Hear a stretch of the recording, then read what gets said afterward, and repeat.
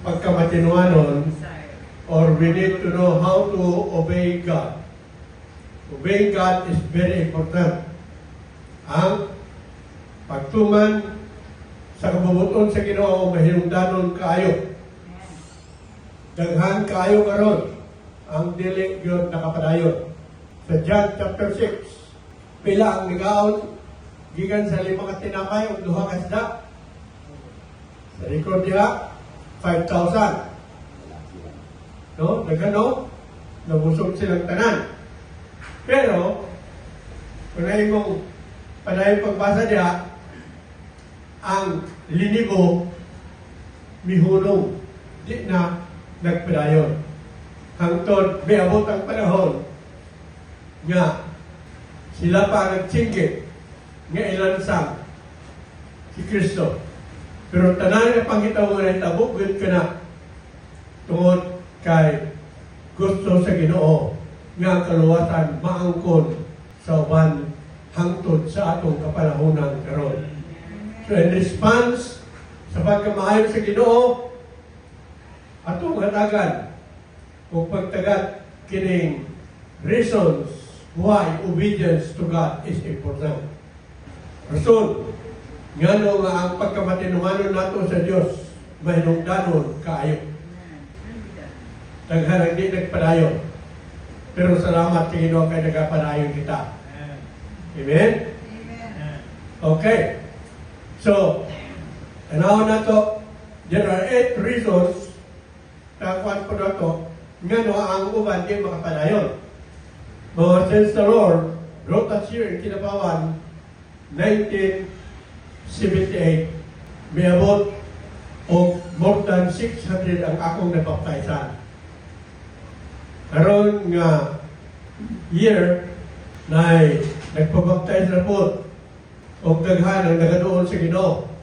Pero tanan man nagpabaptize, nakapadayon, salamat sa Ginoo kay ang tinguhan nato magpadayon yun. Panahon sa atong Ginoo, di nagpadayon daghan. Apan salamat sa Ginoo sa atong kapanahon na karon. Kaya kinabuhi naman ta sa ulahing mga tao. Daghan ang madasigod nag-alagad sa Ginoo. Kaya ang pagka-matinuanon nato, no? Sa pag-alagad sa atong Ginoo, mahinungdanon kayo. Busa, mismo ang atong Ginoo nagatawag o nagadasig ka nato nga kita mahimong matinuanon. Sugdan nato din sa John chapter 14, verse 15. Kini ang gisulti, if you love me, you will keep my commandments. Kung nahigugma kamo kanako, inyong pagatumanon ang akong mga sugo. Sumo ka na ang una nga magahatag ka nato aron nga walay usa ka nato dire. Dili magpadayon, kundi magpadayon kita nga manasigon sa pag-alagad sa atong Ginoo. Kung sa atong naibawan, nga kinahanglan atong buhaton, dili lang nato pilion ang atong kusog buhaton, kundi kung unsa gisulti sa pulong sa Ginoo, mo kana ang atong pagabuhaton. Jesus, that's right. Number 1, Jesus calls us to obedience. Number 2, why? Because obedience is an act of worship. Ang pagkamatinuanon, pagbuhat sa kabubuton sa Ginoo, mao kana ang pamaagi aron binuhatan sa pagsimba sa Ginoo. Romans chapter 12, verse 1. Can you memorize that? Romans 12:1. I beseech you, therefore, brethren, by the mercies of God, that ye present your bodies a living sacrifice, holy, acceptable unto God, which is your reasonable service. Sibano, busa ang yun kung kamumay ito, tungod sa makaroon sa Diyos, sa pagtugyan sa inyong mga lawas, ingon nga halad nga buhi, balaan o ginangpunod sa Diyos, ang halad nga mao ang inyong espiritualong pagsimba. Dalay ko ng Ginoo. So, sa tikom na to, nasa makaroon, nagsimba ta. Thank you, Lord. Nag-awit ta. Nag-ampo ta. So, salamat sa Ginoo ay atong ginabuhat ang iyang kabubuton one way nga pamaagi nga kita nagatuman sa kabubuton sa Ginoo. Ikatulo, we need to understand that God rewards obedience. Kung kita magtuman sa kabubuton sa Ginoo, ang Ginoo magapanalangin ka nato. Sumala sa gisulat dinhi ni Moses, Genesis chapter 22 verse 18, ingon niya, and through your descendants all the nations of the earth will be blessed, all because you have obeyed God. So the reward of obedience is blessing. O kana maapil ang atong mga kapahintihan. Kay Lord. Kung ako mamulana, luwas ka in your family. Luwas sa bangkanan. Ang papa, mama, nagalagan ba sila sa Ginoo? Mga anak, katong nag-asawa na, nagparay ba sila, nag-alagan sa Ginoo? O kana ginakuha nato kunoon sa Ginoo ang ginasulti sa pulong sa Ginoo nga atong makita, kay kung ang nag-alagan sa Ginoo, magparay siya, nga matinuan sa pag-alagan sa Ginoo, daghan pa ngayon ang maduong sa atong Ginoo. And because of that, we need to understand that obedience to God prove our love. Sa atong pagkamatinuanon sa atong Ginoo, dihang madayag ang atong ugma. Busa, salamat sa magtiayon na nag-alagan sa Ginoo. Salamat sa tibok pamilya na nag-alagan sa Ginoo. Kinsa dire ang pinakadugay na nga naminyo. Nag-alagan pa ba mo sa Ginoo? Nag-alagan pa ba mo? My wife and I were married May 1, 1971. 52 years na kami. Nalaguban. Salamat sa Ginoo kay nagparayon paghihapon kami. Nag-alagan sa Ginoo. Wala itong tanahon sa record sa Biblia, nagkalain-lain ang panghitabo. Si Solomon, pila ang iyang asawa? Pila ang iyang ipakaslan? Ginatos, no? Kana, mga record, yet, kay bulungan ang gugma sa Ginoo. Gamay lang ako makita nga sa'yo, o di na gustuhan, binuhatan sa man, wala, malayo na. Apan, ang gusto sa Ginoo, magparay kita sa pagigugma. Amen? Aron na atong ipadayon ang atong gugma sa Ginoo o sa matag usa, matinumanon kita kung unsa ang pulong sa Ginoo. Nalaygo ng Ginoo. Nga naman, kaya ang pagkamatinumanon, mo na ang nagapadayag sa atong pagtuo sa Ginoo. Obedience to God demonstrates our faith. So we thank God because all of us here are obedient to God. And we are a blessing to each other. And labaw na sa Ginoo. So obedience is better than sacrifice.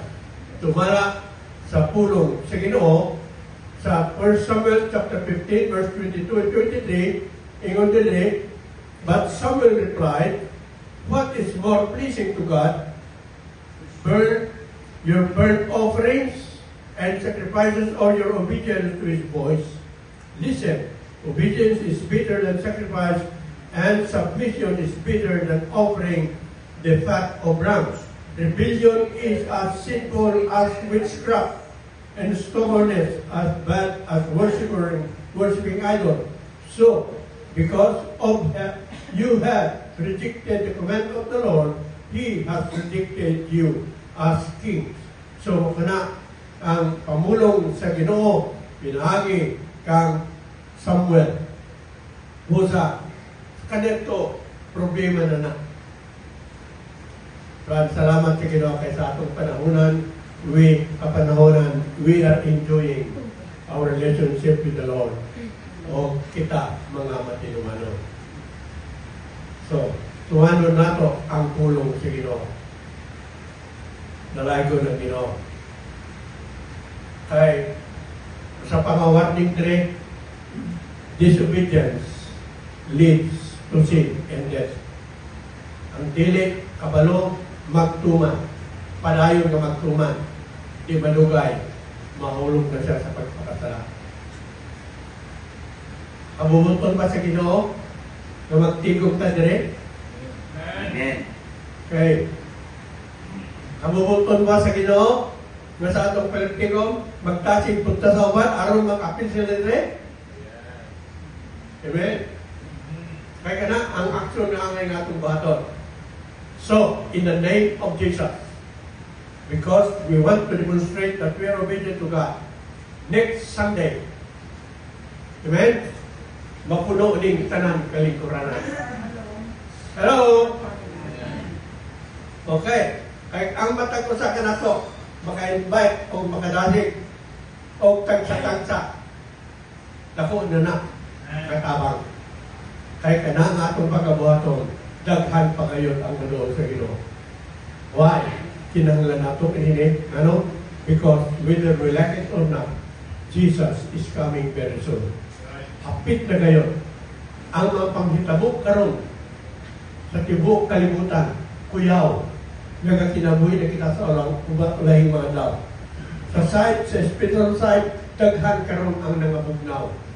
Papan kita, di nato tuhutan na kita mabugnaw, kundi magapadayon ng madasigon.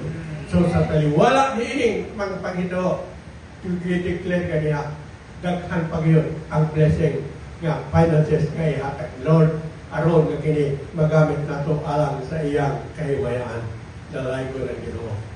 So, lastly, yung is, so today, sa 2 Corinthians chapter 7, verse 1, the true obedience, we experience the blessings of the holy living.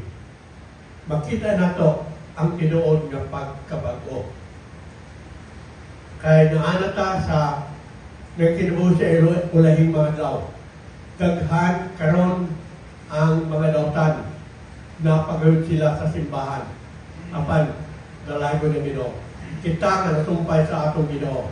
Kita ang mga magapadayon sa pagpadayag sa pagkabalaan sa Diyos. Tungod sa pagkatinumanon nato sa iyang pulong. So in the name of Jesus, because we can declare that we want to obey God's word, then we can declare that I am blessed. And because we are blessed, praise the Lord, kitang tanan magapadayon nga madasigon sa pag-alagad sa atong Ginoo. Thank you, Lord Jesus. Can we declare together that the Lord is our shepherd? At dili kayo kita muhunong pag-alagad sa atong Ginoo. Can we say together, 23 verse 1 to 6, the Lord is my shepherd, I shall not want. He maketh me to lie down in green pastures. He leadeth me beside the still waters. He restored my soul, and leadeth me in the path of righteousness for his name's sake. Yet though I walk through the valley of the shadow of death, I will fear no evil, for thou art with me. Thy rod and the staff, they comfort me. Thou preparest a table before me in the presence of my enemies. Thou anointest my head with oil. My cup runneth over. Last verse, surely goodness and mercy shall follow me all the days of my life, and I will dwell in the house of the Lord forever. Amen. In the name of Jesus, we are all victorious. And we will remain faithful in serving the Lord. Lamang ang atong ipadaya kanunay na kita matinunganon. We are the obedient children of God. Always give time to pray. Always give time to read the scriptures. Always give time to fellowship. Amen? Salamat. Ang fellowship in our church, on church. At ginagamit sa Ginoo kini nga Sunday afternoon sa fellowship nato sa atong mga kauban. So let's continue to do this Hay mo kini ang kabubuton sa Ginoo ug daghan pa gyud ang matuon sa atin. Praise God. Dalay ko ng Diyos.